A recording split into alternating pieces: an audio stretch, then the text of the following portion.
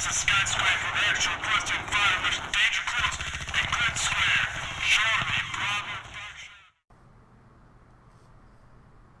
up, Third ID? This is Sergeant First Class Jay Johnson, female type, as coined by this individual here. I am the platoon sergeant for 2nd Platoon Night Stalkers. I almost forgot my platoon for a second. And I'm being joined by a very unique podcast today by some pretty esteemed individuals here. And we're going to start to my right, on the far right. I am Captain Cantu. I am the Bravo Company Commander for the Misfits. Who? I'm Lieutenant Cantu. I'm the company commander for HHC. That's it. I'm Corporal Flash, fire team leader for Grizzlies. Lieutenant Colonel. Now, not Major. Lieutenant Colonel of Flash. 1st Battalion commander. Who? Cool. Yeah. By now I know you all. You should all know who we are and at least what we do if we do our job effectively. I think I do my job effectively. And some may fumble every now and then. No, I'm just kidding. No, she's the newest fire team leader, and I couldn't be happier. I'm the lowest one down in here. Oh, your squad leader brags about you all the time. Like, no, you're highest on the totem pole. Well, I'm lowest here though, because you guys are all above me. Maybe. In that case, cough. No. Joking. Little known fact. Totem poles down the bottom is the senior person. Yep. Because he holds it up. Yep. Yep. Okay, so does that mean that Colonel LaFlash is at the bottom of the totem pole? Exactly. He's the very bottom. The bottom rung. Yes. Right. He's got a whole cell up. Yep. Yeah. Atlas. Holding the... Right? Just carrying the whole Got it. on my back. And thank you all for joining us today. This past ceremony was a huge deal, just a huge undertaking that the unit's come across. If you read my post on the front page, you all saw that I posted the history of the 3rd ID, all its ups, its downs, its turns, lefts, rights, whatever. And Colonel LaFlash has been through the majority of it. There's very little that the unit has been through that he wasn't here for. And you have Captain Cantu here, who has been through quite an undertaking of himself. Bravo Company wouldn't even exist without this man's help. Same thing with Lieutenant Cantu here. So, all of Bravo Company, this is like the granddaddy of them. Granddaddy Master. Grandmasters. The Grandmaster of Bravo Company. So, and of course, special Corporal LaFlash. I'm just used to calling you specialist. I'm messing up. You've been a corporal for Don't be Coosy, okay? Call her by her former, her current rank. Yes. I know. Don't demote her. So, Corporal LaFlash joined us about a year and 2 months ago, I want to say. A year and 5 months. Year and 5 months ago. Almost a year and a half. And I remember when she first joined, Sucked everybody down was America's nervous. Everybody was nervous saying, oh, well, it's Major's wife. Oh, how are we going to do? I hope she doesn't hate us. And we really hoped you weren't that kind of mean person where you're going to rat us out every given turn. But I told her a couple days ago that every time I see LaFlash on a document, automatically my brain goes to her because I don't think I talked to Colonel LaFlash nearly as much as I talked to you. No, I think you talk to me more. So much more. But, introduction out of the way, we're going to jump right into our promotion. Actually, not promotion, Operation Bright Star. Yep. And Well, Operation Bright Star should be just finishing up. It was a war game style, kind of a training exercise in a way. If you noticed, all our missions or operations every other weekend we did, they were named exercises versus a standard combat mission would be called operations. So the whole realm behind it is that we were fighting realistic forces like the Russians. I think we fought Italy. I think we fought against Canada. But in a simulation style, so that we can actually get away from the normal of what we were doing with insurgents and militias, unorganized forces. So this gave us a little bit more of the ability to learn. We got to really effectively use a lot of tactics we never really got around to mobilizing. Weapon squads, being able to knock out BDRMs and tanks with a javelin. Our brawlers got to really open up their CAS. close air support, with being able to knock down a lot of hard targets there too. You know, the whole point of it was to really get behind what we can do as a large force against a real force against us, really. I mean, I know for Arma we had a lot of fun. I think we had a total of, what was it, 8 or 9 Somewhere around there. missions. Yeah. Don't quote me on that, but exercises, not missions. One of the unique things with Bright Star was that we were able to fight along some forces. I mean, we had some PvP, team versus team in Arma. I know we had some coalition to where we had a green 4 fight alongside us, and then we had our traditional blue 4 versus op 4. So those missions were brought to you by all the C staff. Every C staff member kind of had their own mission. So being able to see their unique spin on how to plan and execute a exercise or an event opened up a lot of different things. Them being able to create more missions along the way, kind of having that mindset, and that's kind of what I was looking for as a commander. So I thought it was a huge success, and I know in Alpha we had fun. I don't know, Bravo? Absolutely. We definitely had a lot of fun. We did a lot of different missions. We had an airborne mission we did, or exercise, and we faced a lot of different teams and did a lot of good things in there. One of my favorite aspects, and Colonel kind of touched on it here, about the entire operation was that each exercise was planned out by a different member of C staff. So one of the things that we really do when we're looking at leadership development in the unit is you're always trying to train that guy that's under you. So traditionally, the operations have all been pretty much the basis is all planned out, usually by one guy, usually the colonel. Sometimes he has some help here and there, but the bulk of the work is done by him, and then the missions themselves are all planned out by him and that kind of thing. And so by doing this, we really gave all of our leaders an opportunity to shine, an opportunity to experience what it's like having to do the logistical side of things as opposed to just doing their in-game combat stuff. So it's a really great experience, I think, for all the leaders involved, and really shows the capacity and the capability of what we're going to be able to accomplish in the future. Absolutely. I mean, I know in the beginning of this we were going to kind of take away whose mission was the best, whether it was that you attended. So I mean, maybe on the comments of this video, hit below which exercise did you like the best, and give a little bit of praise to that command staff member that made that mission. So that's Operation Bright Star. Well, I gotta say, from a lower than company commander perspective, it was a lot of fun. I got 2 missions. The Operation Bright Star Mission Home 1 and Mission Maple Leaf.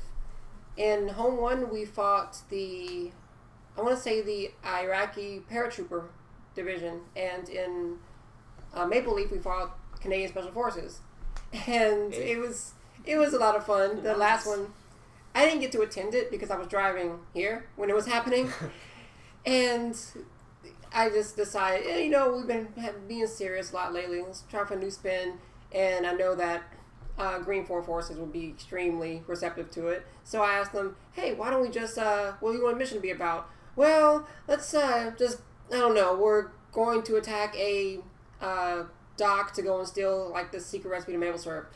And it's stuck. Well, no pun intended, of course. But, so that's pretty much what the whole intel we were extracting was. And I know people like LaFontaine and Crashy, they'd be all proud that we protected that. So. Oh yeah, we actually know how to make it, of course. It'll be out in store shelves maybe in the next 10 years. Who knows? We have to perfect it even more. Get the leg up. Yeah. But do you have any comments, Corporal?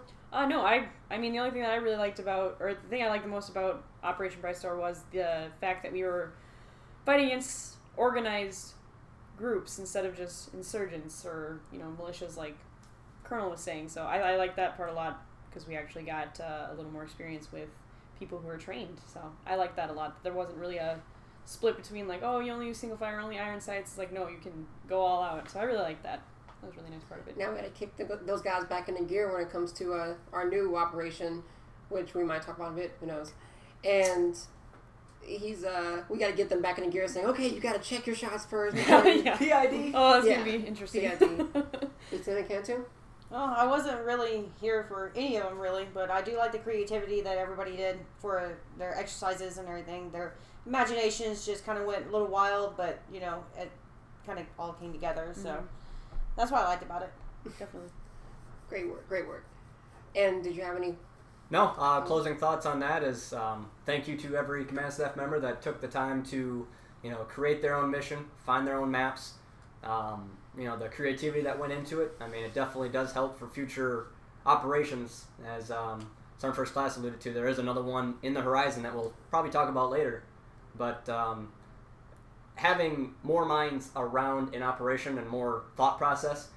I'm not a very creative person, so being able to rely on staff members and from both companies to really have their own thoughts behind we'll set the base. I mean, we'll say what force we're fighting, what country we're in, but then the missions inside that said country. I mean, that's going to be the creative juices flowing in your head, hopefully. So, but yeah, Perfect. that's really it. All right. Again, thanks for all that participated. Just stick around, get some R&R, hit up the R&R forum, post some nice summer pictures that you guys are taking out there, because I know summer is in. How many more weeks of summer left is there? About 4? 4 or 5. 4 or 5. So, hey, get some R&R, because you never know. We might get deployed here soon again. So, coming next on the agenda, we're going to talk about promotions. Of course, as you all know, if you watch the podcast on a regular basis, I tend to stick with E6 and above, because if I was sitting talking about all the E2s, E3s, E4s, I would be sitting praising the unit for the majority of the podcast, because every rank is important, and anyone that got promoted, 100% for you. Like, congratulations. I'm really happy for you, so let's keep it going and see how far you can get.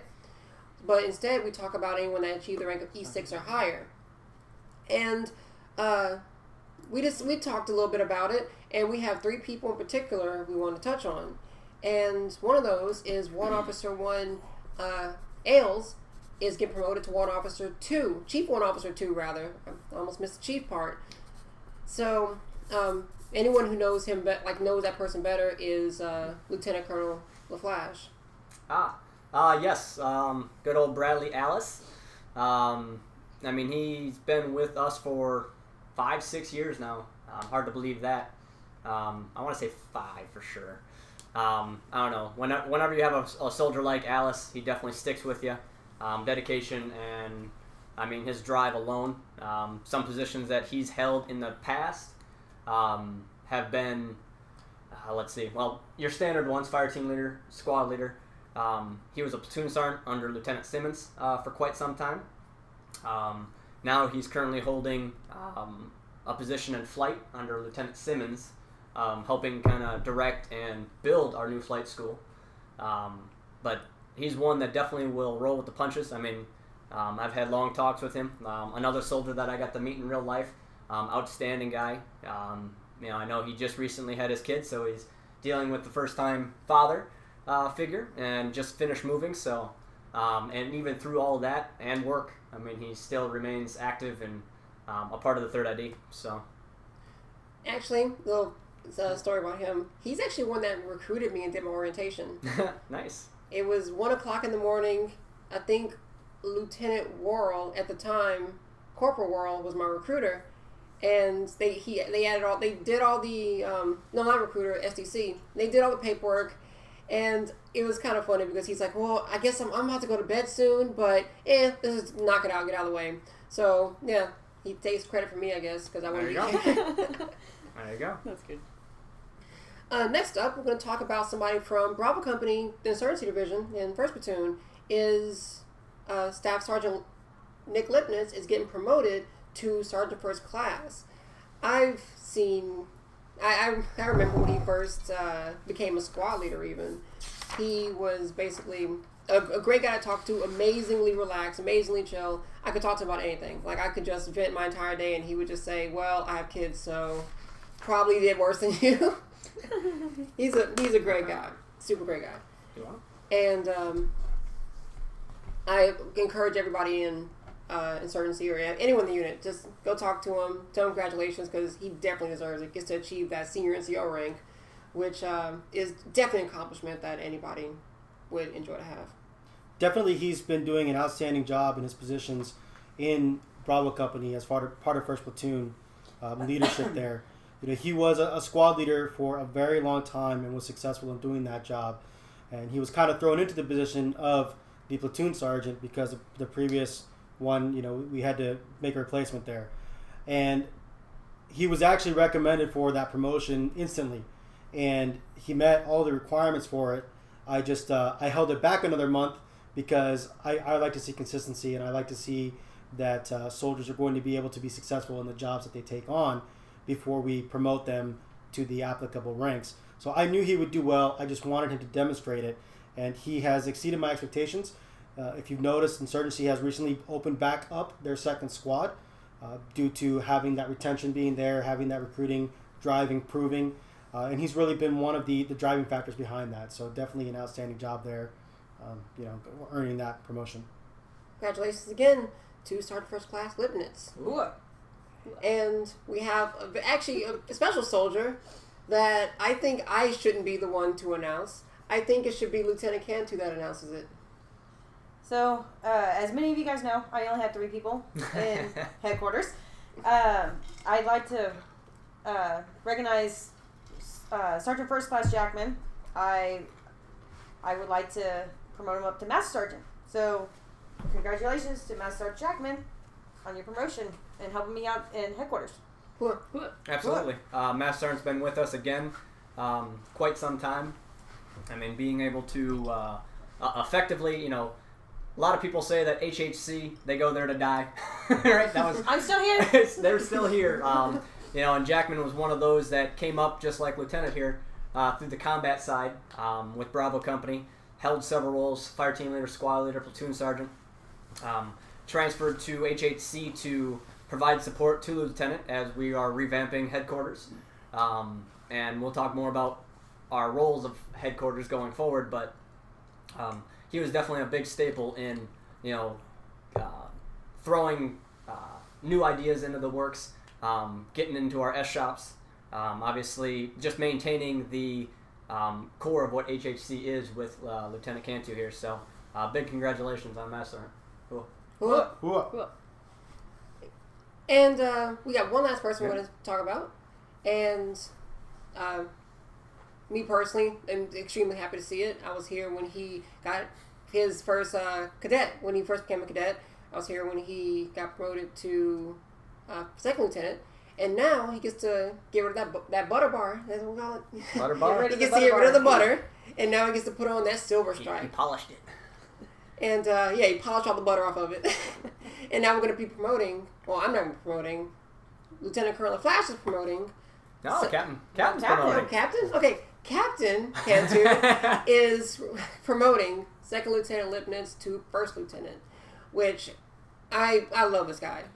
Even when I did the podcast with him, I clicked so well with him. You can go check his podcast out, which was, I want to say, it was the April edition. Amazing guy, great guy. I just sometimes sit in the channel and just talk with him. I see the way he handles the soldiers, the way he does the ARs, the way he writes his reports up. I honestly think that there couldn't be more capable hands that Insurgency could be in, rather than First Lieutenant now Lipnitz. And Captain Cantu, if you want to comment on him. Yeah, definitely, he's earned the rank there.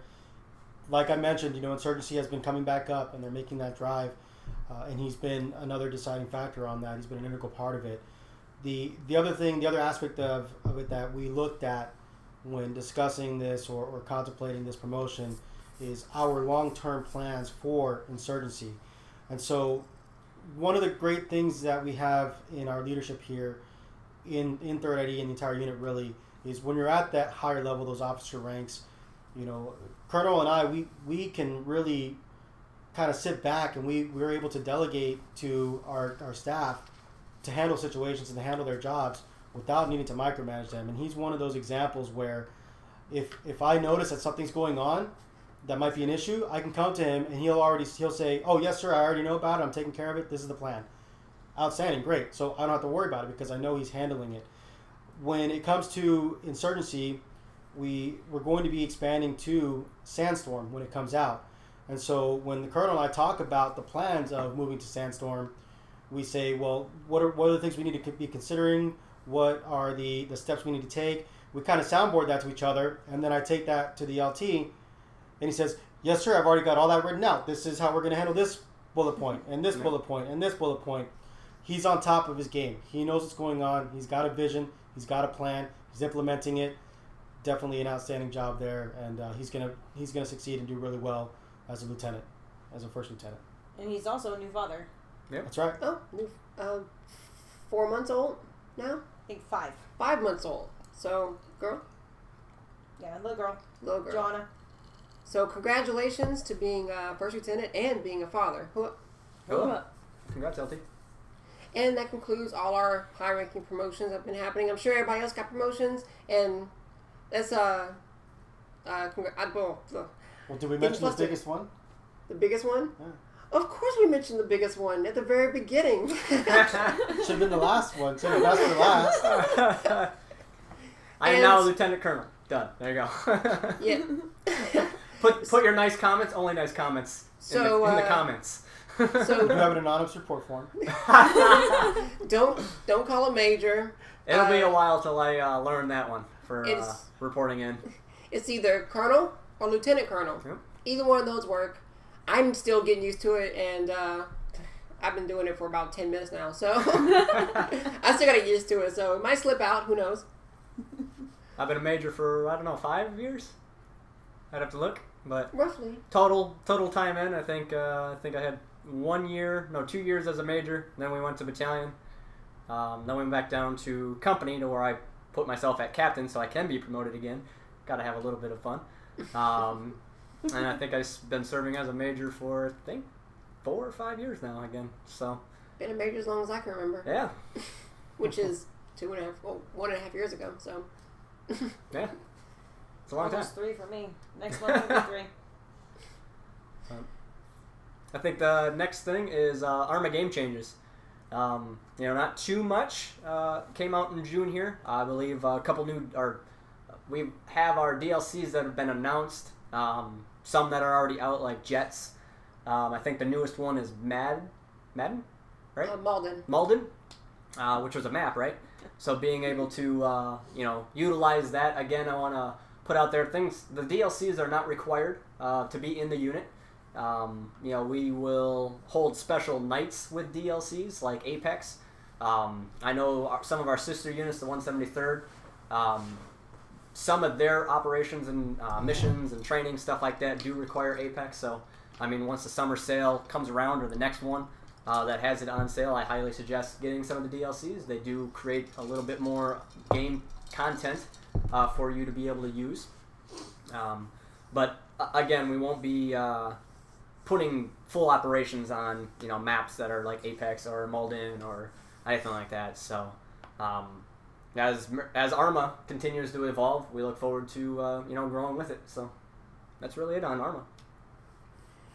All right, so we're going to move on to America's Army Proving Grounds. American Grounds, Proving Grounds. I'm messing this up today. America's Army Proving Grounds. Or AAPG. Game changes. Yeah. It wouldn't be a great podcast without some mistakes. Right? Yeah, that wouldn't be fun. That'd be boring to watch. So AAPG is coming out with, or actually is just got recently announced it's going on to console. So PS4 is going to be what they're launching on. Going to be beta version coming out for people to start playing. They're going to be doing maps that will support 8 versus 8 combat, which will be really nice. Get some more people going.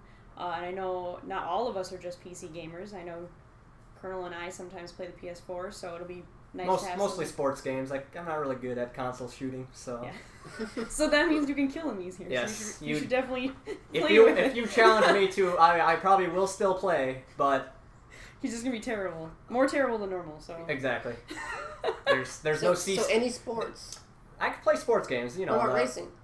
I haven't he's really not good at tried. racing either. Racing's not a sport. Have you heard about track? Oh.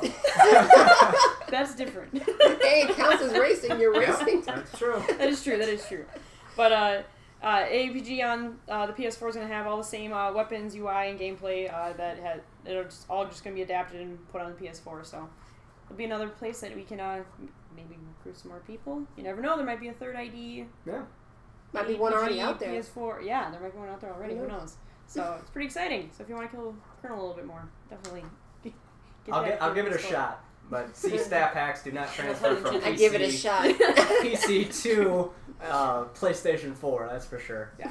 So it's a hard thing to change. What really kind of gets me is they can't do any more updated versions on the PC, but they can come out with PS4. They were busy with the PS4. They did announce So that they were busy they'll- with PlayStation 4. And we'll kind of see where it goes from there. I mean, I'm very impressed with our AEPG recruitment as of late. I mean, it's consistent, and the key there is that we have a lot of retention of all our America's Army soldiers that we bring in. So, I mean, we still bring to the AEPG community something that many don't. I mean, I can't even recall a U.S. MilSim game or community out there besides ourselves. I mean, there's a couple that try, but what we do is pretty special to be able to do it in the length of time.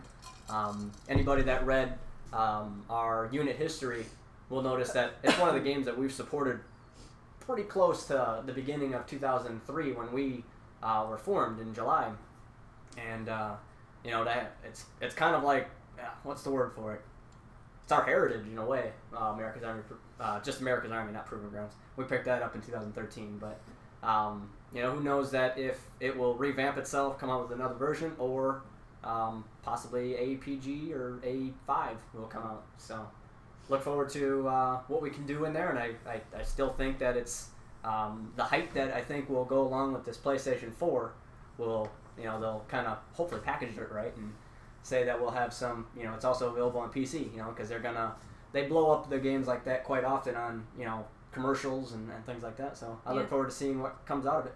Me too. I'm definitely looking forward to it. It'll at least increase our traffic a little bit more and open up some opportunities. And speaking of new launches, we're going to move into Insurgency because the Insurgency Sandstorm trailer just came out at E3 about 3 weeks ago. A little bit less. About a week, 2 weeks? About 2 weeks ago. A couple weeks ago. A couple weeks, Sandstorm was a sequel to multi-million selling Insurgency by the developers New World Interactive. Designed to retain what made Insurgency great and build upon it. The FPS becomes enhanced and expanded with the new game Insurgency Sandstorm, which is coming to the PS4, Xbox One, and PC. One of the main things I saw that they introduced with that is a story mode. They're actually going to have a story mode, which not APG, but Insurgency did not in the other edition. I loaded the game up and went through a tutorial, and the tutorial was as much story as you're going to get.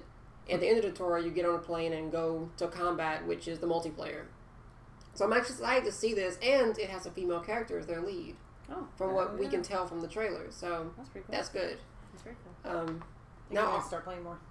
I really wish Arma would get some good female models. I really want that. They have a couple, but they glitch out and lag too much, or they look all manly. Look at this. It's just a woman's face. It's a woman's face on a man's body. I remember the same thing for America's Army. I mean, they don't even have a female's body face at all. Right. I know that was one of their questions. I was watching a podcast by, I want to say it was Daly, who used to actually run our Operation Titan back in the day. He was doing a couple podcasts, and that was one of the questions that he asked the dev, is there a female body or female coming out for America's Army Proving Grounds? And they didn't have anything then. Obviously, it didn't do anything, so we'll see what happens when they keep... It would just be a bunch of guys playing as girls. That's usually what That's true. happens. That's Just like World of Warcraft, all the guys play girls. Exactly. Look what happened to Call of Duty when they started implementing female characters. Everyone started running as them because they're smaller hitboxes. Of course. But for Insurgency, it was the kind of the whole point of us. What was it, back in November of last year or the year before? No, last year. Last year. To where we again, Cam and I had that conversation about expanding into another Milson style game with the decline of America's Army at the time. Us going from, we were about 2 platoons still at that time. Yeah, we had 2 full platoons. 2 full, and then seeing the decline in how AAPG recruitment was getting a little harder. It was that null kind of probably around that October, August time frame. So we started looking into Insurgency, and we heard rumors of Sandstorm coming out, and so that kind of what really fueled our choice to get into Insurgency. Insurgency is a 5-year-old game currently right now, I want to say. I mean, I know it was older. Ballpark, it might be about that. I know it was older than, it wasn't new, it wasn't advertised. Its player base was about 2,500 a night, looking on the Steam statistics and kind of seeing that Sandstorm's coming out.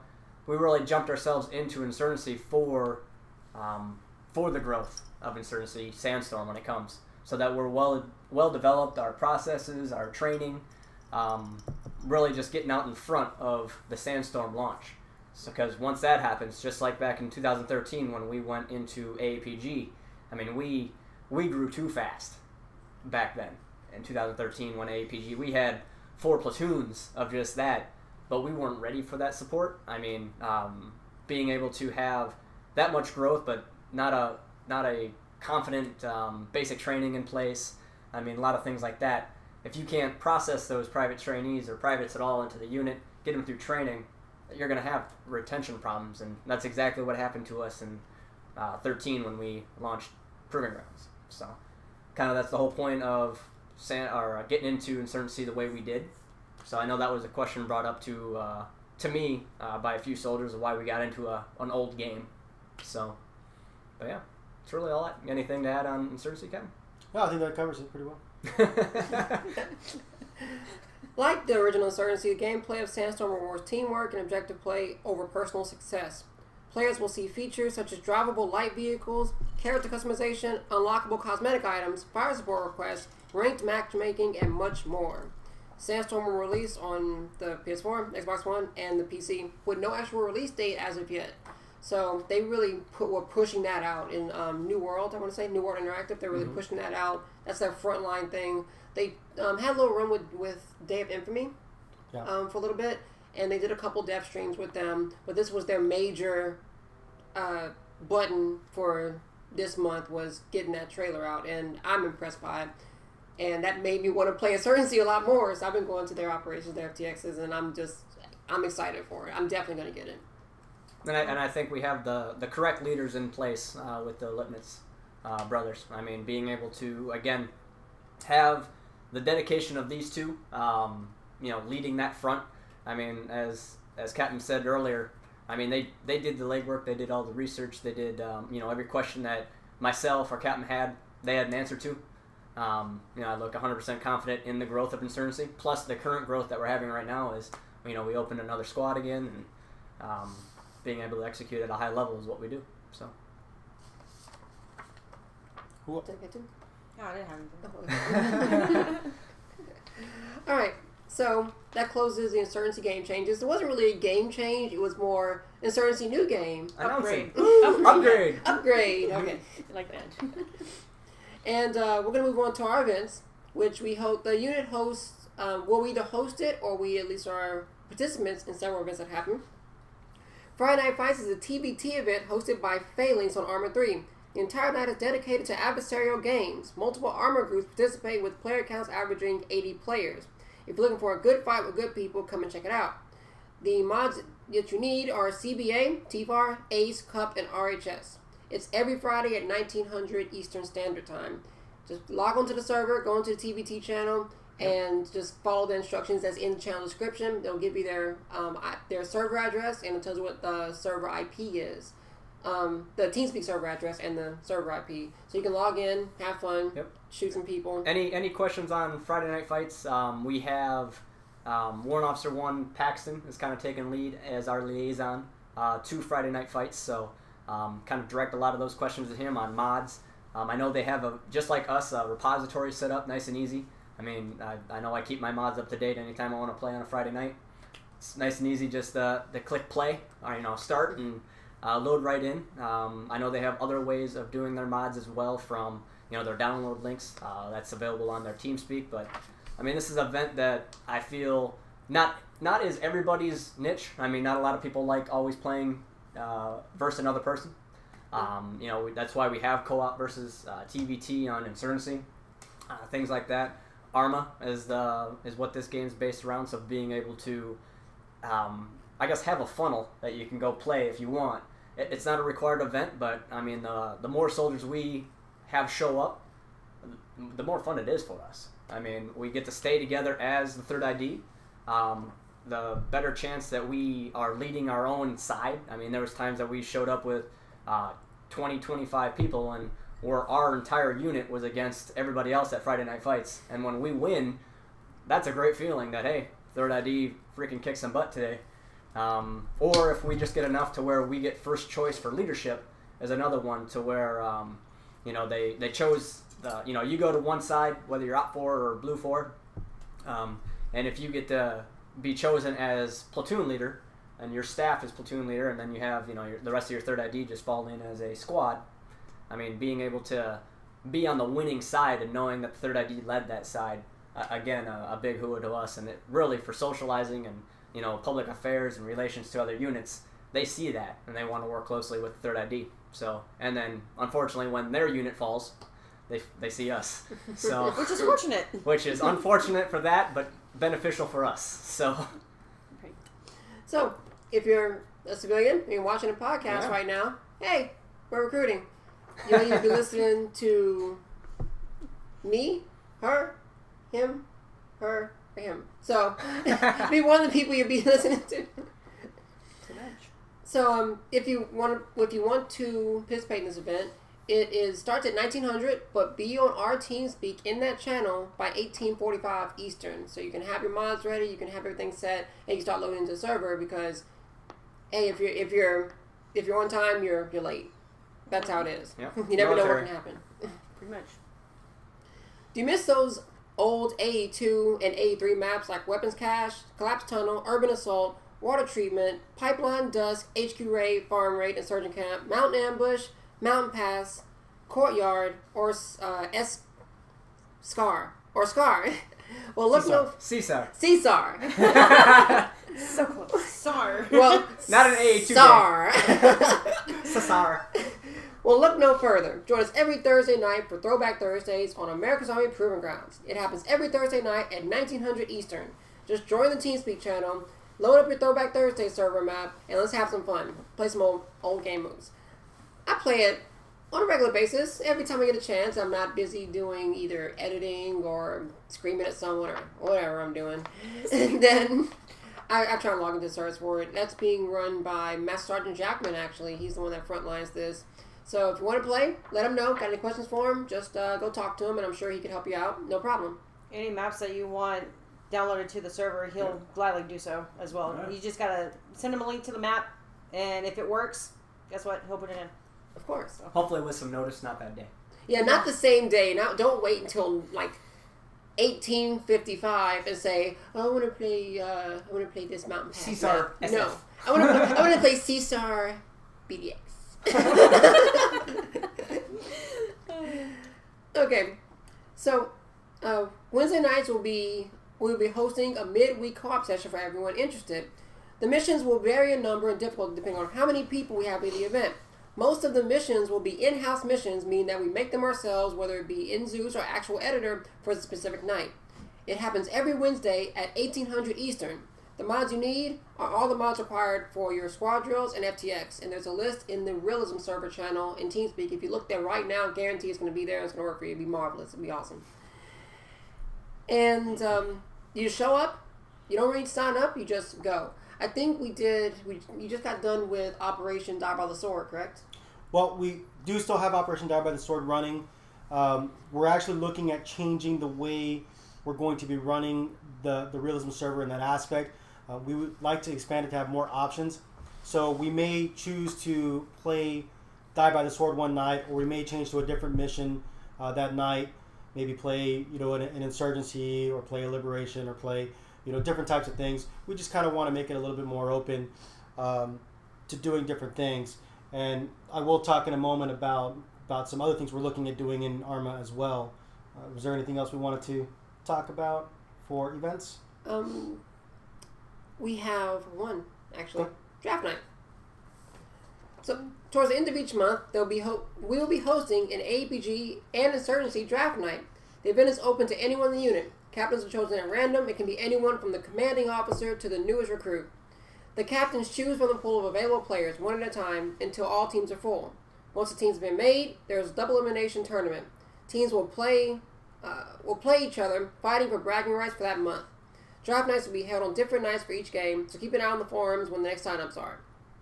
It usually happens on the last Sunday of the month, correct? Last Sunday of the quarter or the month? Of the month. Of the month. Last Sunday of the month, then we host a draft night. Did you have something? Yeah. Oh, okay. And that is the end of our commercials, our events. We have sponsors. Sponsors. So we do have, we were talking about the Die by the Sword, so we also do have a similar mission going on in Insurgency called Operation Impact, which was developed by Lieutenant Lipnitz. And so it's a similar concept. Each week he has different types of objectives to accomplish, and if the teams are able to go in and make progression on it, then the template that he has, the maps get updated, and he has new content that comes out. If we're not successful or we don't succeed with the mission, then he will make it harder and have different consequences for that failure. So it's really fun. I haven't actually myself participated, but I've received a lot of good feedback on Operation Impact. So definitely check that out and participate in that. The other thing that I wanted to bring up, discussing the Die by the Sword, was we're also recently implementing the Arma 3 open source R&R. And so, Major, you want to Colonel, do you want to kind of go over that? That's 5 push-ups. I'll do All them. right. All right. Yeah, the open source was something brought to us by Sergeant LaFontaine, I want to say. It kind of opens up the availability, kind of like what we said with our C staff on how we created new missions ourselves and put it into Operation Bronzefire. Well, this kind of opens it up to you, the soldier in the unit. You're able to create your mission, upload your mission, and play on the open source server, and kind of get the bugs out, test it, and see how others like it. I mean, there is some rules, so check out the forum post, which we can either link to here or check out. I believe it's in Battalion Dispatch. But there is some rules about uploading, what happens when someone's on the server already playing. So be courteous to that. But I think this open source, the whole idea is to let you create your own style of mission, style of map. I think there's some restrictions on what you can use. But then if it's a success and if it's a big hit, and we constantly look at the server and we're playing your mission or your operation that you kind of formed and made yourself, it has the possibility of going to our realism server to where it'll become an official Third ID related. I mean, we will use it for Wednesday night war games. We can use it just for our nightly pub sessions and check it out. So I highly encourage you all, if you are a map maker, an editor, or you just find something that's pretty cool on Armaholic that you want to test out, you have the ability to follow the instructions that are in the post in Battalion Dispatch and upload that. And I mean, if you break it, well, we'll just reset the server and we'll try it again. I mean, it's the whole point of it is to trial and error. To those soldiers that feel comfortable doing it will do great. There will be a wipe, I want to say we decided every month. We're just going to wipe the server, pull all the missions off. You will be responsible as that soldier to get your mission uploaded again if you want to continue playing it. I think each command staff meeting will hold and have a small insert on there of what missions are very successful, or that we that kind of has a C staff member behind it saying, yeah, this mission we need to put on the realism because it's active and it's awesome. So I look forward to seeing what our soldiers of this unit can produce for us. So looking forward to it myself. I haven't really been playing Arma too much lately, but I'm starting to get back into it. I reinstalled it, went to this last, I want to say, it wasn't Operation. It was a FTX, this last FTX. I was a flight medic, so I had a ball doing that. So I'm going to be doing a lot more of these. I'm going to be doing Mission Impact every now and then, whenever I have time, really. But I'm excited. I'm looking forward to it. Any other comments? no, I think we're on. All right, so we're going to move on to our schools. We host several schools. Sometimes we have WLC, ALC, the Expert Infantry School. we have a bunch of different schools we host. But this month, we only have one school that's coming out, and that is going to be the Long Range Precision Course. On July 2nd at 1200 Eastern, we'll be hosting in rotation of Class 1703 for a Long Range Precision School, which is designated marksman course. The weapons we'll be using are the SR-25 DMR rifle, and the course will consist of range estimation, target detection, ballistics, night shooting, unknown distance qualification, and alternative shooting positions. It's open to all, but you must be private second class or higher, must be able to complete both days, recommended by your command, have drive and discipline, mustered in for the week, qualified expert, which will be tested during the course, and once you complete the course, your platoon staff will decide your status designated marksman within your platoon. Now, what that means is just because you pass the course and you successfully say you can put that sniper badge on your outfit, it's not a sniper school. It is not a sniper school. And there's no badge, I don't think. It's just put into your personnel file saying that you've successfully completed it. When you go on your personnel file, rather. It does not mean you're automatically just going to say, I'm going to get a DMR and run around with that, and I'm an AR naturally. And don't argue with the squad leaders on it because you're going to lose. It's not going to work.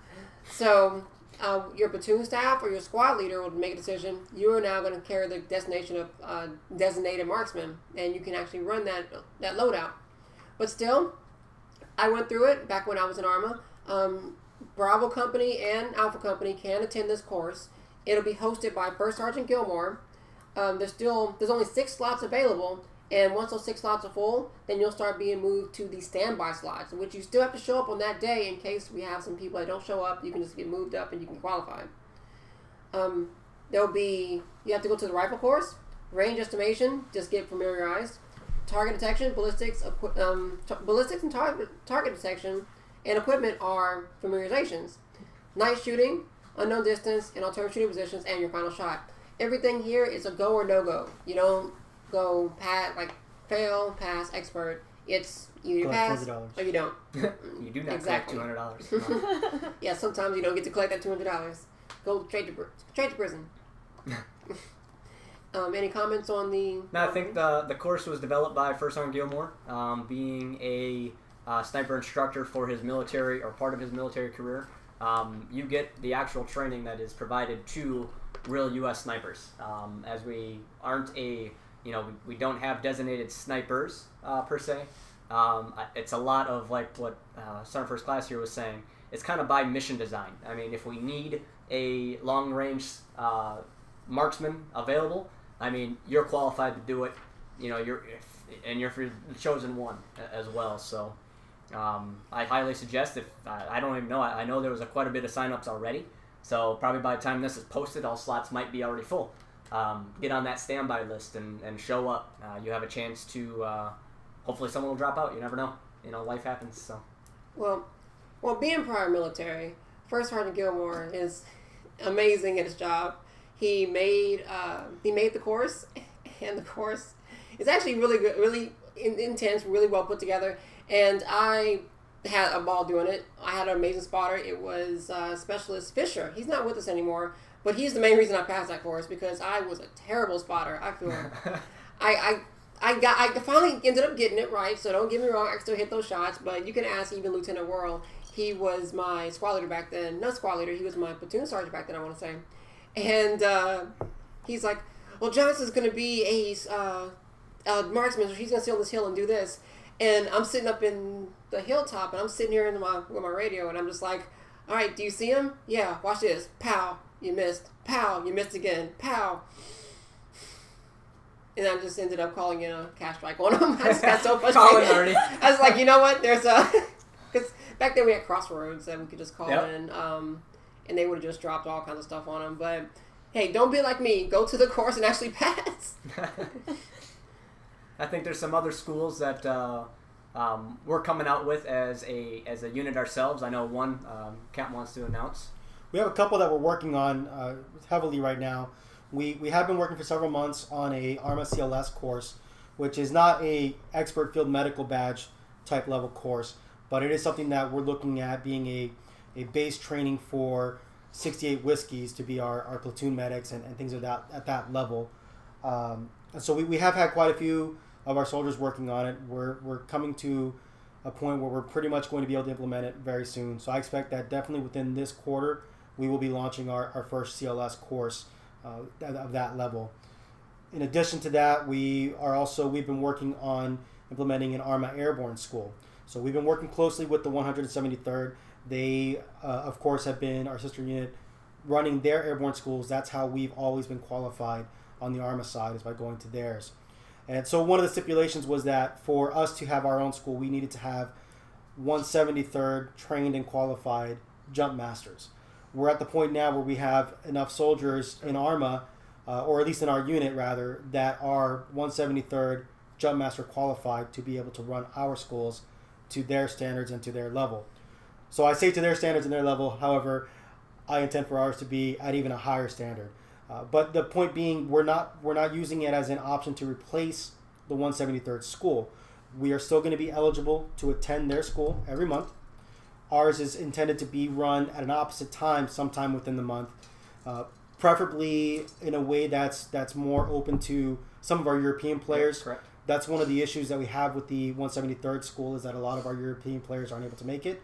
So we want to try to find a more compatible time frame to encompass more of our soldiers. The way that it'll work as far as awards go, you can attend both if you'd like. However, you're only going to get credit for one of them per month. So whichever one you attend is going to go towards that. As far as for jump master qualification, that's going to need to be done through the 173rd as well still. Correct.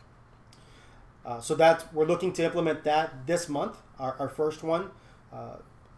Hopefully we'll get that taken care of. The other thing that we have in the works, and actually this is a school for, we're doing it in 2 different games at this point we're working on. So we're looking at implementing a ranger school. We did have a ranger school that was recently done also by the 173rd. Traditionally, as well as the airborne, the 173rd are the ones who host the ranger schools that we qualify at. So having been an instructor for the past 2 courses and being a graduate of the course before that, I have a lot of experience with the ranger school. And so having a lot of the rangers here in the unit, I've been working with them to really start planning out our own ranger school for ARMA. The thought process and the concept that I have and the vision I have for it is that we want to do it annually, preferably around the 6-month mark after the one that the 173rd does. So this will open us up the ability to have 2 ranger schools per year, one hosted by us and one hosted by the 173rd. So we're looking at ours probably being around the December, January time frame. And again, I'm looking to, of course, meet and then exceed the requirements and expectations of what the 173rd does. So we're definitely going to be inviting them to attend our schools as well. They're going to be welcome there, and their Ranger qualified soldiers will be able to help us as leadership as well. So it's going to be definitely very, very interesting, and I think we're going to have a great turnout on it. We've got a lot of time to work and prepare for it. So I'm definitely very optimistic that it's going to be done really well. As well as that, we are working on Ranger School for America's Army. This is something that we've been working on for over a year now at this point. Really, First Sergeant Went has been kind of the go-to guy who's been managing it. I gave him certain expectations that I wanted done, and they were pretty high standards that I needed to have met. So it's been a very difficult planning phase on how we're going to implement all the things that I want, and that also Colonel would want on that. And we've recently got some more. We've been working on it, but in the recent month or 2, we've had a lot more activity taking place in that planning process, and we actually have more map makers now in the unit who are working towards developing the necessary maps that we're going to need for that. So I'm looking to have that implemented within the next 6 months as well. Nice. I think it opens up the availability for a lot of our soldiers. America's Army being a free game. Those that want to just stay around America's Army, don't like ARMA or can't play ARMA necessarily. Having that, I love the ability that we're able to work closely again with the 173rd. They've been a sister unit of ours since Lieutenant Colonel Housing, and he was, him and I were the ones that kind of got our units working close together. And then we've had Myers after that, and now Flass. Being able to work with them is a blessing. I mean, they're a great sister unit of ours as well. So that's why we interchange a lot of our training. I mean, you go over there, do airborne school, and you get awarded here. In this coming year, we're hoping to implement a few other things with the 173rd and vice versa between leadership schools, because each of us teach a different style of leadership. I don't think myself, I'm a crappy leader, so I can learn even more. So being able to grow my knowledge in leadership, plus all our soldiers. I mean, them take something away from ours, and they take something away from us. So look forward to how that relationship grows for leadership schools. Sounds wonderful. I've dealt with them plenty of times. 173rd is, I've seen all their members slowly rise from I've been around long enough to see them slowly rise from the bottom rank, and now they're actually in a place of esteem that I actually contact them on a regular basis. I go to their ranger school every time they have one, and I have a blast every time. It's amazing. I go to airborne schools when I get a chance. So again, I love them. They're great. Perfect. So we're going to go into our next talking point, and this one is actually a lot less of me and a little bit more of Lieutenant Cantu here. Who? I'm like, did she? Okay, I'm hoping she didn't get a promotion because I would have been crazy. I'm like, did I mess it up again? All right, but Lieutenant Cantu and Colonel Flash, along with Captain Cantu, it is the battalion step up. As you all know, right now, this is already in effect as this video comes out. The unit is now in a battalion level. We have a bunch of different things that are coming along with that. One of the things that you probably already noticed already is Major's promotion to Lieutenant Colonel. And he's going to be taking over as battalion, the battalion commander, which we already probably had a change of command ceremony in which Lieutenant Worrell is going to be taking command of Alpha Company. And there's a lot more that goes into this. There's a lot more. I'm going to let you two take charge of this.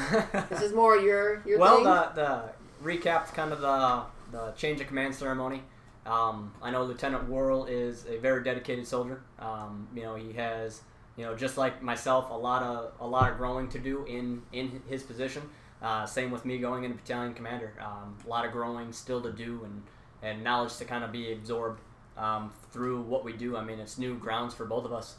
I mean, last time we were battalion, we were there for only 6 months, right? So getting to the point to where we can sustain that high level and still be successful. And I know Lieutenant Worrell will be able to continue to grow and make sure Alpha Company is set. So as for HHC, there's a lot of changes coming and a lot of, gray area, not so black and white necessarily on what positions.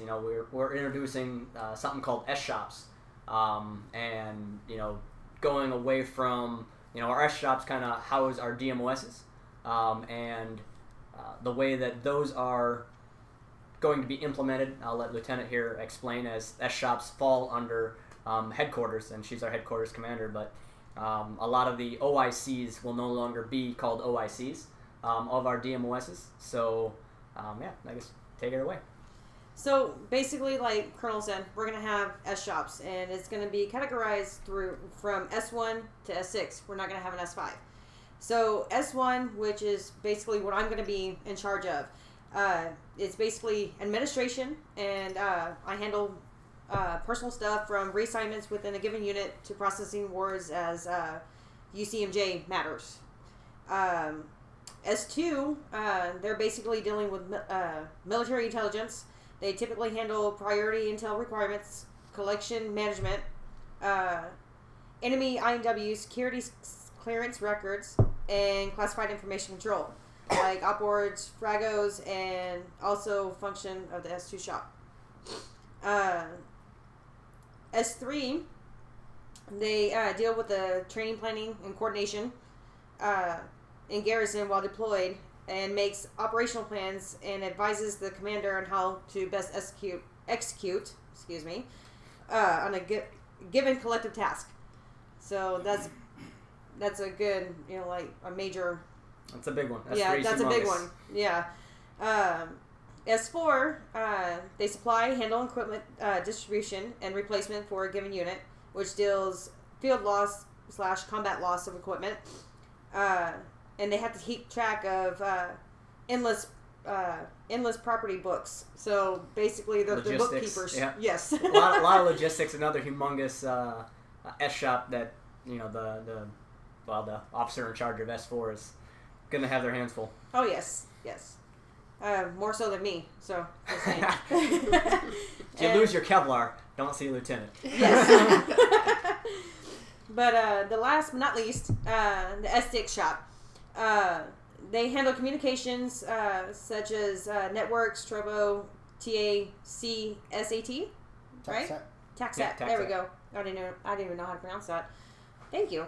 But another high-end communication goodies is when the stuff works. So basically, it's PAO, RRO, and retention and all that stuff. So they have a pretty important job.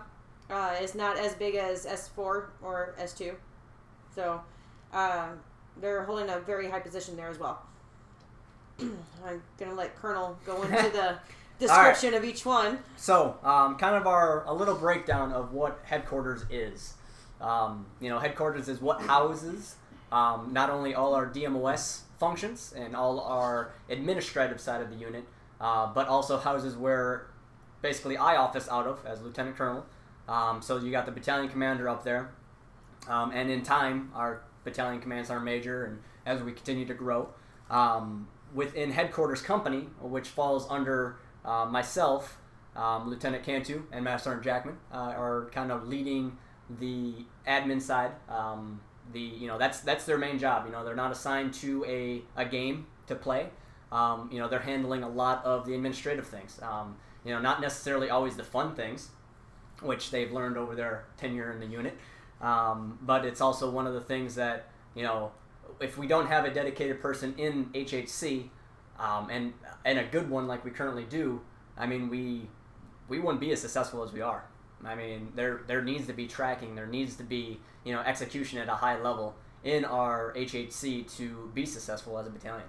And that's the reason that we're able to expand, is because we're able to, not only nail it down real good with our combat units, our Alpha and Bravo company, but to be able to, make sure, the I's are dotted and the T's are crossed to be successful. So, I know for DMOS wise, S-Shop wise now, S1 personnel, as Lieutenant already called out, she's going to be leading S1 personnel. Our intel will be led by myself, kind of just figuring out, the kind of the big picture for the unit, planning a little bit of pre-ops, again, going into having the ability to,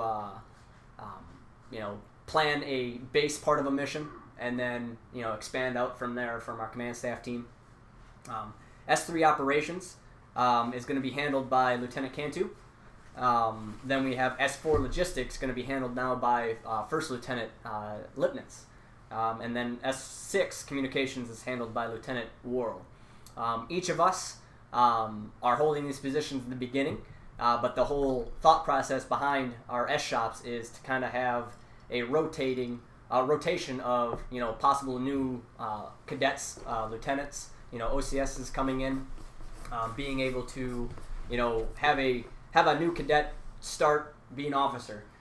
They may be assigned to S2, run that for an X amount of time, 6 months, something like that, 3 to 6 months. And then maybe get rotated into S6, and then be able to be rotated into your platoon leader position to kind of give you a little bit of experience, as all our officers need, to kind of have that big picture, the administrative side of the unit and the combat side of the unit. Because if we don't, if we're focused only on one, the other's going to falter, and you're not a well-developed leader if you don't understand the big picture of the unit and why we're here. It's not about necessarily playing the game. That's our fun part, right? That's what we get to do, to relax and blow stuff up, or me step an IED like normal. But being able to Crash in a helicopter. or crash. Well, like I said, I can fly. I just can't land. There's a difference. C-130s. He's on the ground. But kind of go into a little in depth with S1. They'll be overseeing our eval reports, our OREs, so our officer evaluation reports, which will be handled by Lieutenant here. And then our NCOERs handled by Master Sergeant Jackman and the company First Sergeants. They'll work close together with conducting our NCOs eval reports is something that is going to be very vital to launching our promotion board, which will be coming out hopefully in this quarter. Managing our battalion awards program is under S1, advising the battalion commander on personnel issues that are, one thing that our NCO Corps does so great at is being able to handle issues at the lowest possible level. It's rare that I hear of a personnel issue, or captain hears of a personnel issue as a company commander. Being able to rely on our fire team leaders, our squad leaders, platoon sergeants to kind of handle that and say, no, I don't want it to go to the person above me, and handle it at the lowest possible level is what NCOs are for. I mean, they're the backbone of our unit. They handle these personnel issues. We have also establishing policies and procedures concerning personnel issues, so writing our SOPs, policy letters, and something like that within kind of the human resources, so they work closely with CID, being able to manage what our policies. That's something that we've been really focusing on lately is getting after putting stuff on paper. We've had so many policies and rules and that are more of a unwritten or just known, I guess you can say, something that we can put on paper and put on our website and our new website and go forward from there. S1 also plans and oversees unit social events.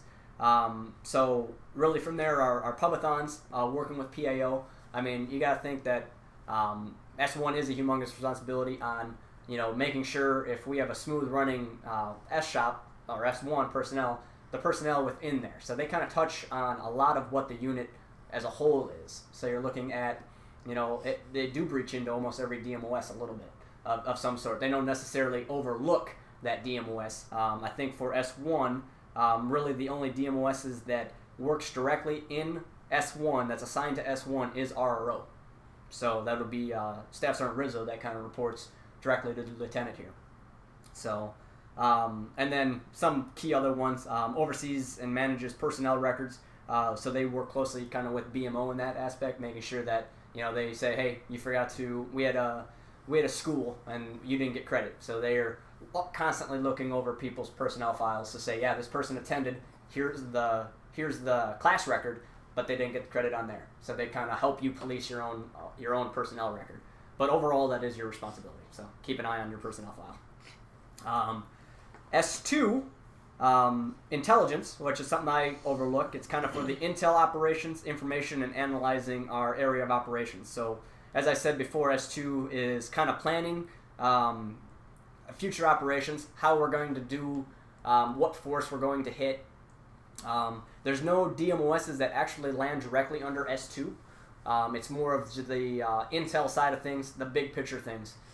So working with our trusted staff, our company commanders, our HHC command, first sergeant, stuff like that, how we're going to progress ourselves as a storyline for our unit going forward. One thing that we'll talk about a little bit, I guess I can talk about it now, is our next operation, Operation Freedom Sentinel.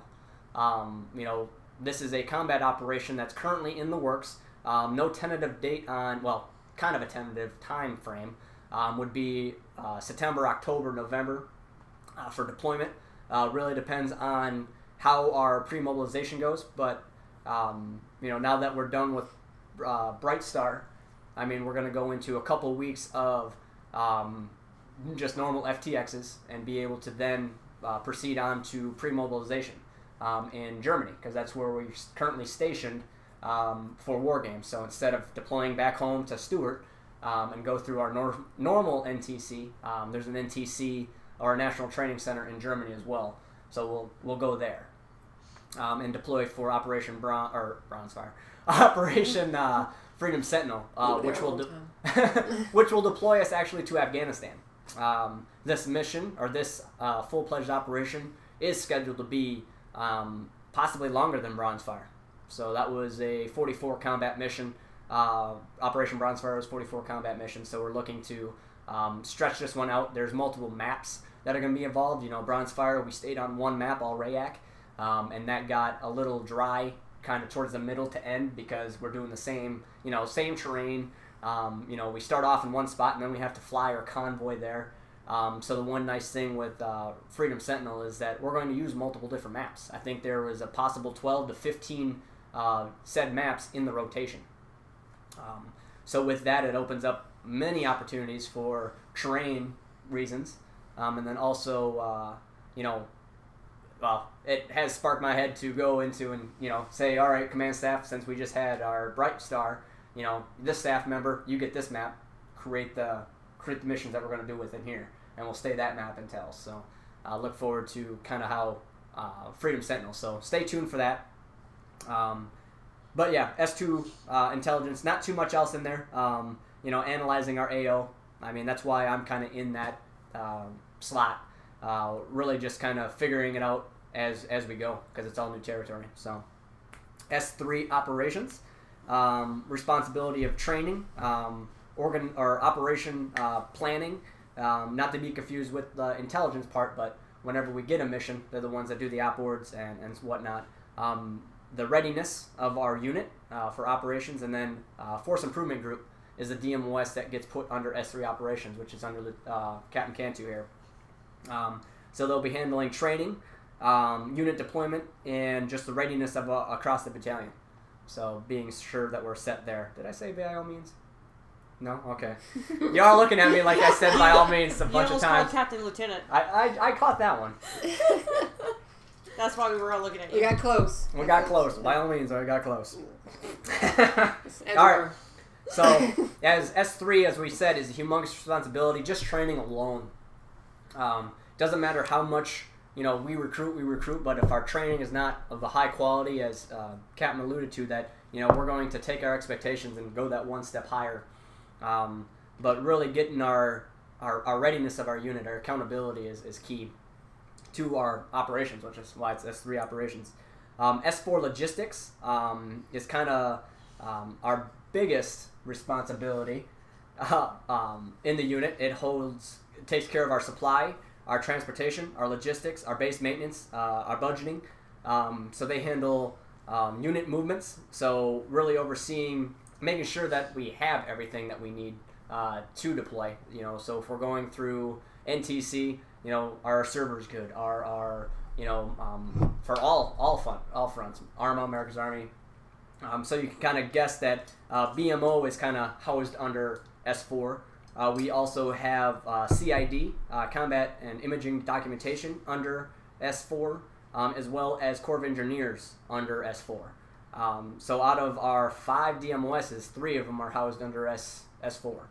So Lieutenant will have, Lieutenant Lipnitz will have a large responsibility in maintaining those, working still with those NCOICs in charge of those DMOSs. Each DMOS will still remain with an NCOIC, an officer or NCO in charge of it, to maintain the day-to-day operations, but then we'll all report to whoever that S-Shop owner is.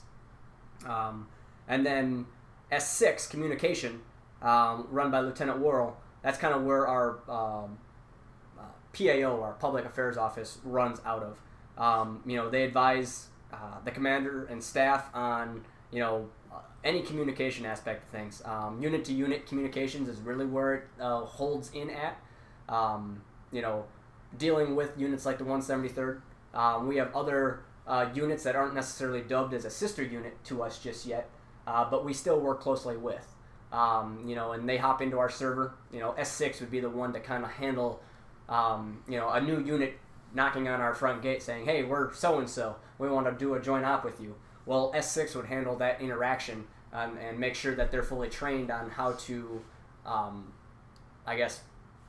what the unit will perceive, what we look like to that other unit. So we want to make sure that, we have a trained public affairs officer or public relations soldier there to say, yeah, greet us, versus, Private Joe over here that has 6 months in and, oh yeah, we're the unit, So we want a good image out there of our unit. Not to say Private Joe Smo will do bad or attempt to do bad, but we want to make sure that those trained S6s are the ones that units get contacted, and we set up liaisons between other units. So, just like we have Paxton as our Friday Night Fights liaison, he does a very good job on representing us there. Same way with the 173rd. So, Other than that, that's kind of the breakdown of our S shops and how we're going to run them. We will have more kind of HHC meetings, which will involve the officers that I listed here and potential NCOICs as well to get involved. So again, this is kind of all new ground to us going Battalion.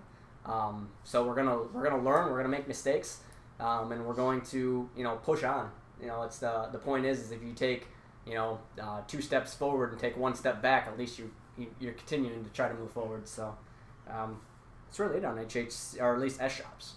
Well, I'm gonna push for having a meeting later on this month, probably towards the end, so we can give each one of us give our briefings on how everything's going.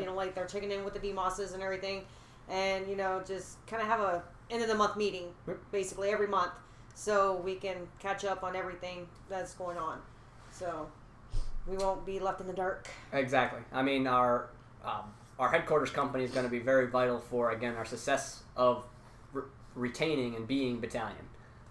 One thing that wasn't mentioned yet was, how DMOSs are going to change a little bit. With our expansion into Battalion, starting August ceremony, we're kind of taking away that requirement for having to be in a DMOS to achieve the rank of Specialist. We did this as we continue to grow. There's only an X amount of slots for being a soldier development coordinator or a drill sergeant or a drill instructor. And if you hold one of those slots, we expect you to be active.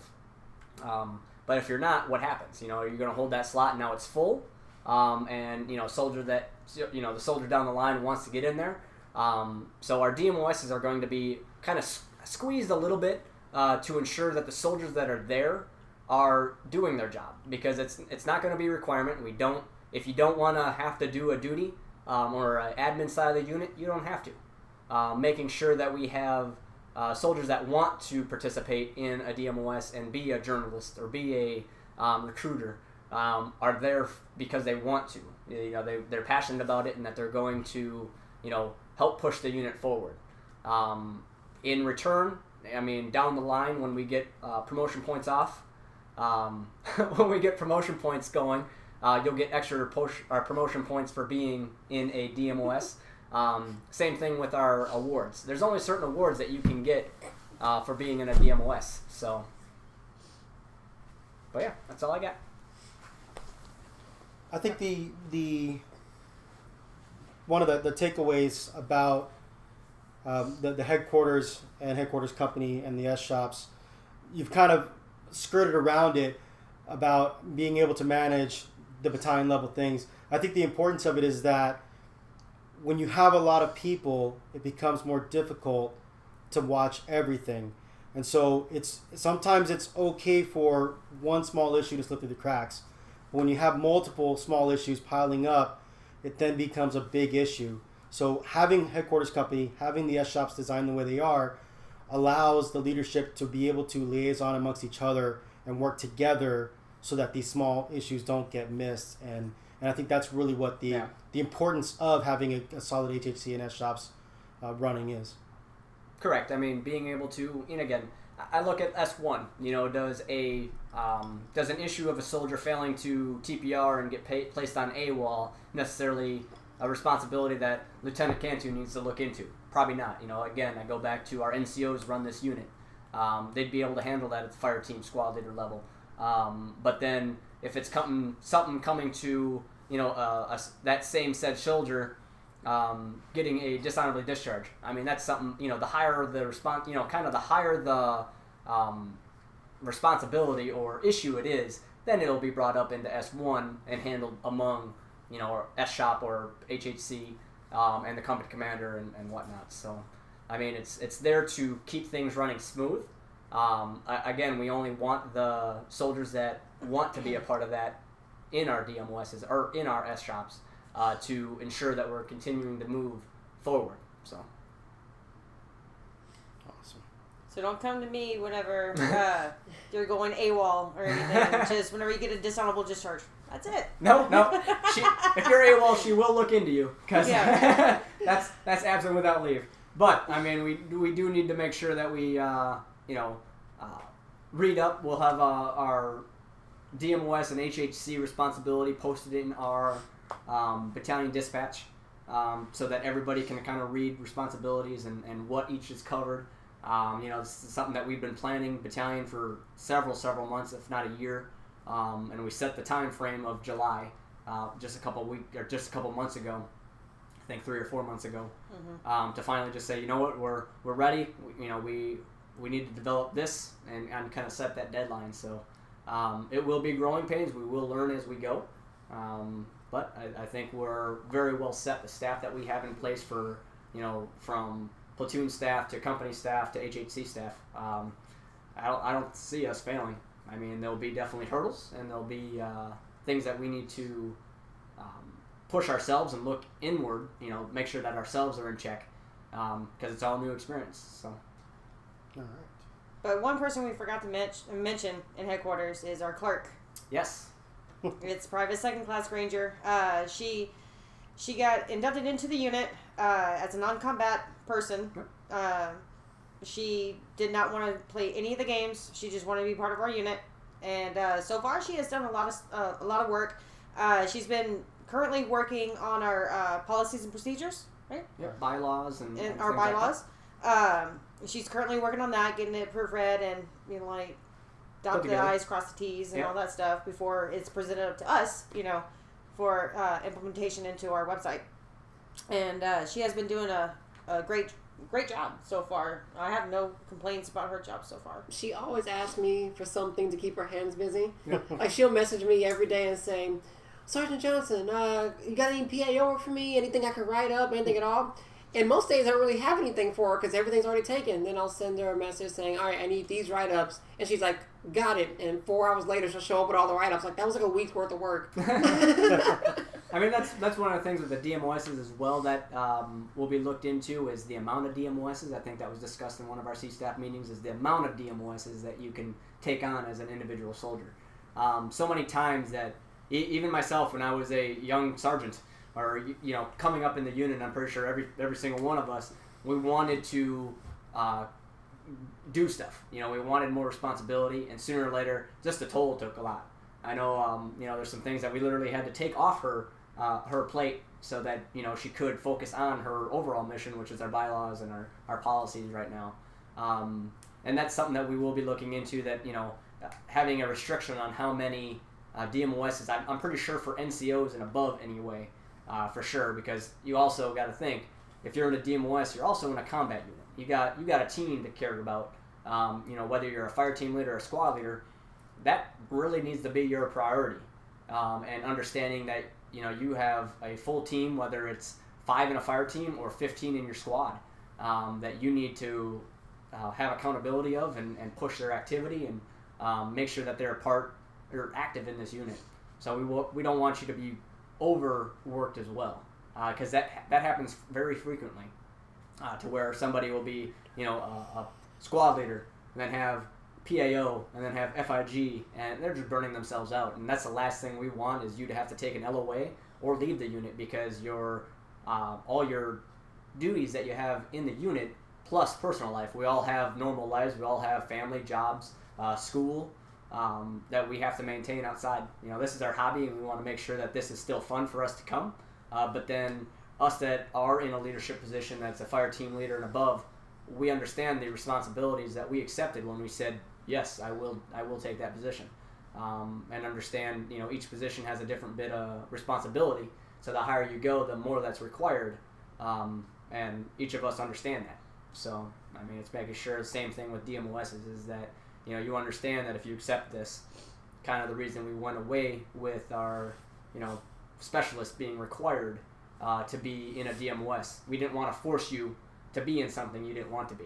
So, one of the reasons why I should say, when Granger approached us about joining the unit, Private Granger, joining the unit in a non-combat role, this is traditionally not something that we've ever done. Yeah.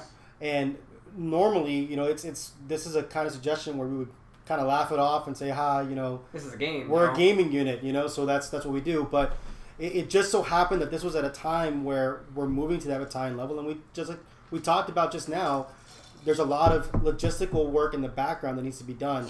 And so Colonel and I talked about it, and it was a thing where we said, let's give it a try. It's good to have more people in that administrative role, and so that's why we opened that up.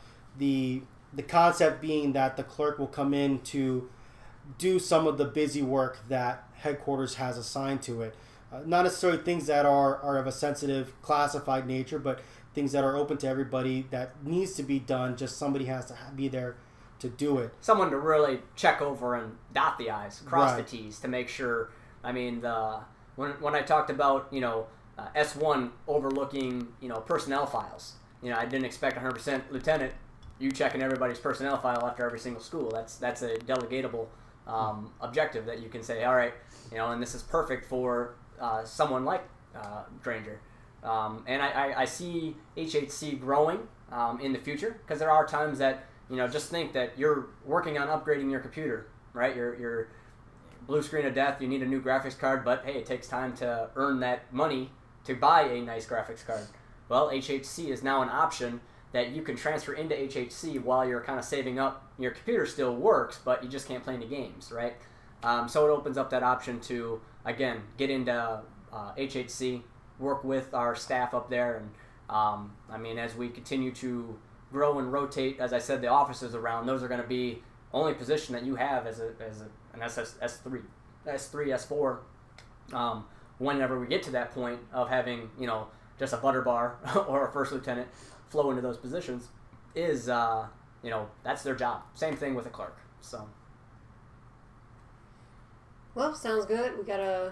If you have any questions about the battalion update, I'm sure at the time when it should be implemented now, you could ask your next in line leader, your next in chain, basically. And First line leader. First line leader. That's what I'm looking for. And they should have the answers for you. And if they don't, I'm sure Second line do. the second line leader will have that. Those Stick to the answers. COC. Yeah. Chain of command. Yeah, but everything said here is pretty much 100% written in stone. There might be a couple tweaks here and there as the months go on, but everything's it's been meticulously combed through with a fine-tooth comb until it's been as close to perfect as we can get it. Well, not me, but these two. They've been talking about it, about every week for the past 4 months. Yeah. Well, that's the Basically. process of leadership, is always evaluating and adjusting. Yep. So there will And be adjustments. But we've worked on it a long time. So. Yes. And that's bringing this podcast a little bit close. But before we end, I just have one more thing. Where'd you guys travel from? Wisconsin. Yep, Wisconsin. Kenosha, Wisconsin. And now they're down in Corpus Christi, Texas. Yeah. In the heat, in the humidity. They Notice were whiter than this before. Notice the shorts. It is hot down here. Yeah. Not up Incredibly from hot. our igloos in Wisconsin. How are you, Justin? I definitely am not adapted to the heat. I don't think I ever will. I would have to move down here and live here for years. But it's not going to happen. No, it's not going to happen because I would never ever put myself through this heat. No. So I'm not. It was nice, tropical-ish weather. I'm ready to go back to like 85 degrees. That's a little bit better. Technically, it's not hot. I mean, it's not the I hottest Yeah, month. don't know what this I would is do if it was mild, hot. is I don't know what what we're I would die. Right. I would be in a mop bucket, and you guys would just be like Push her around. pouring shots in there. And So it's Pouring the Jameson. Which was pretty funny. Screenshots coming. so they're here. They came down here for their vacation to celebrate their wedding anniversary, Yep. Yep. as well as the unit's anniversary, of course. So we were fortunate enough to have them come and stay down here and visit us at our house, the Cantu house. And we actually were able to go on the USS Lexington, Yep. which is where I work at as a tour guide. So I was able to give them a tour. I hope you guys enjoyed it. What was your favorite aspect or your favorite thing about the ship? Definitely the behind the scenes stuff. The Yeah. off the beaten, being able to check out rooms like the communication room, which aren't a part of the tour. Getting to check out the chaplain's office, or the chaplain's corner, I guess you could say. That was pretty cool to see it. And you got the attraction of the USS Lexington, and all the beautiful polished brass. I gotta say, great polish. Brass. That's his job. That's my job. That's what he does. I do brass work. So, just so you guys know, when Colonel entered the chaplain's office, the first thing he did was, "How can gotta customize this. Like he was looking around, like I'm gonna make the most out of this space because the majority of the room was a slanted wall. Yeah, He's like, a I'm bulkhead, gonna basically. suspend my bed off that slanted wall. But your bed's over there. It's not gonna be there for long. I make the best out of every situation. But you know, being able to just see the history, you know, learn that there was 5 different USS Lexingtons. I never knew that.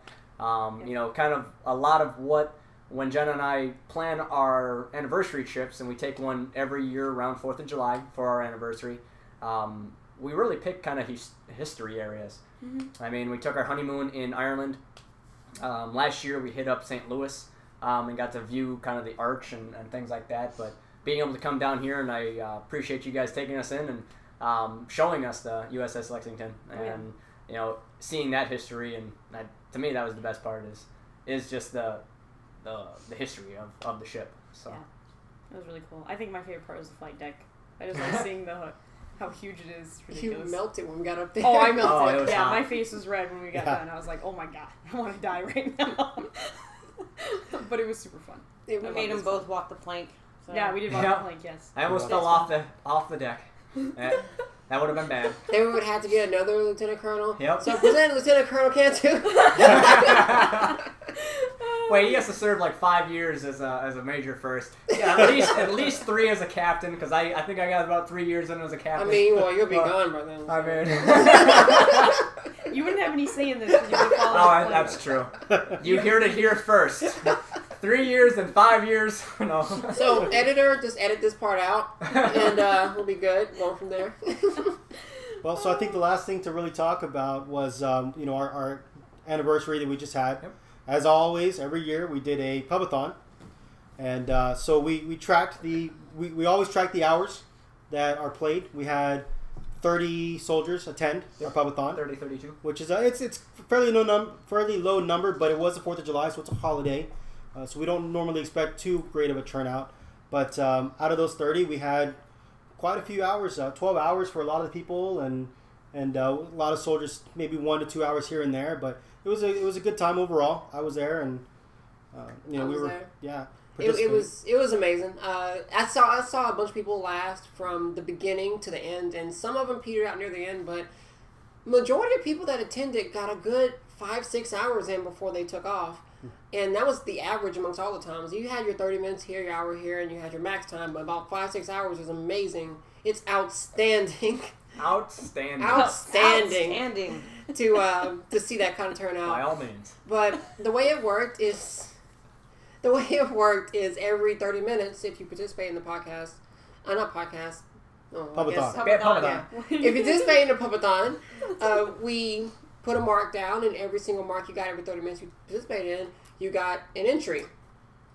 And we actually ran the number generator, or the name generator rather, the name selector, and I asked Lieutenant Colonel, well, how many times are we going to press it? He's like, how many people are there? 30. We're going to click it 30 times. We clicked that button 30 times until eventually one name came up on the 30th push. And that name was Sergeant Michael O'Hara. That is going to be the winner of... Well, so for every hour that you participate, you get a ticket into the drawing. And so I believe he had 2 tickets? 3 tickets in the drawing. Whereas we had some, like I had 13. Specialist Strickland had 14, I think, or 15 tickets. He was there the entire time. He had Oh my 15 gosh. tickets Yeah, and he didn't Big so shout out to he him. didn't Aw, win. poor kid. But On his dad's computer. but he's actually won a aluminum cup here, kind of like the Yeti style cups with the homemade personalized 3D by patch hand. on it. Yep. Handmade by Handmade. LT Cantu here. So we'll be shipping this out. We're not going to announce this anywhere else but in this podcast. So if he doesn't listen, Means I get 2. that means we get 2, right? So if you're listening, you won this. Give me your address so we can mail it out. Otherwise, I'm using it. And if you're watching this and he's not watching it, just be about it, buddy. Let him know. Make sure you let him know. Yeah, right. But I mean, the pubathons are really designed for just a recruitment tool for us. I mean, it's to get out there, have some fun, battle buddy teams, and grow. but it's also to kind of get our name out there. I mean, a lot of preparation goes into our pubathons through our public affairs office and our recruiting office. So, as we mentioned, kind of low turnout, but again, it was a holiday. Very impressed with Bravo Company on America's Army and Insurgency with the amount of time that soldiers participated in those. Alpha Company, we got some work to do, so we will keep pushing. I mean, we have our next one slotted for October is our next one. That always lands on Halloween night. So that's, again, all our pubathons are pre-planned. I mean, we have one on our anniversary, one on Halloween night, so October 31st. We have one always on New Year's, rocking in the New Year's, so New Year's Eve, so the December 31st. And then one always now is scheduled for April Fool's Day, always April Fool's, so April 1st. So really, they're already preset. It's just making sure that we remind. So, it's something that, again, we give out a prize every pubathon. The longer time that you are tracked to attend, the better chance you have to do it. I mean, getting a personalized mug like this is pretty awesome. I love mine. Definitely that it was custom made with the third ID patch on there. We've given out some prior things, headsets, I think a gaming keyboard, some prior ones. So No, the gaming keyboard was not given out. I won it, and then you bought it for me for Christmas. That's that does right. not count. It was a. What was that for the pubathon or was that? Oh, for, it wasn't for a pubathon. That was just a normal raffle. I remember. So, I was in the channel when he put I- all those. I was watching TeamViewer and he put all the names in. It was probably about a good 20, 25 names. And you bought one ticket. I bought right? one ticket. One And ticket. then I'm sitting there looking at it, and he hits the button, and I'm in TeamViewer along with I want to say Was it Alice? was it Ailes or First Sergeant Went? I don't remember. It was somebody. Yeah, I think it was Wayne actually. I think it was First Sergeant Went, and we're all sitting in the channel, and all of a sudden he hits it, and then bam, Hacks. specialist of flash at the time, Special- and it's like, are you serious? And then at the time Major was looking at the screen going, see, you were there, you saw it. And then she turns around like, what? I can hear in the background.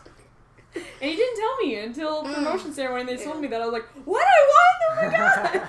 So excited. You had to give like a little warning statement saying, look, we had 3 people in the channel. I'm not doing this to is save not money, nepotism. but it came out like this. Yep. And all these people can approve of that.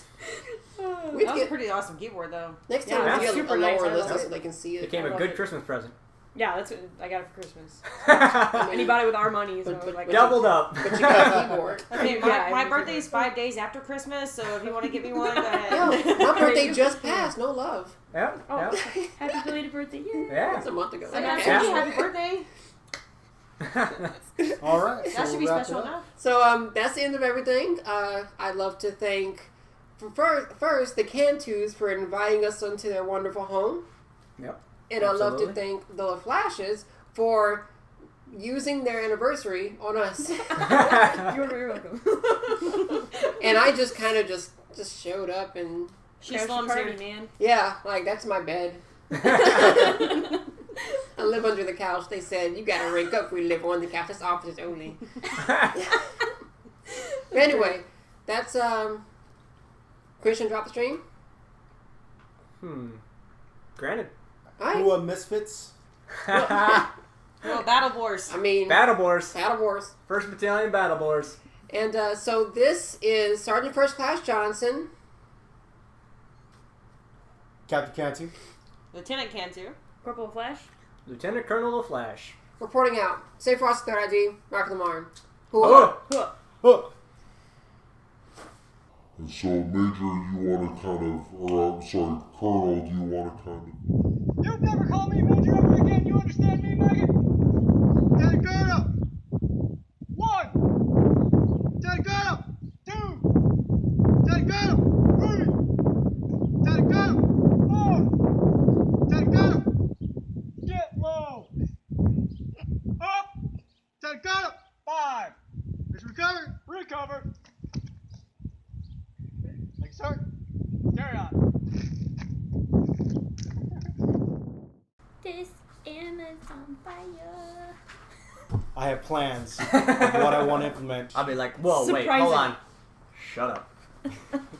I need to stop doing goofy shit before you guys put it on. You want some Well, vibrate is just as disturbing. Bless your heart.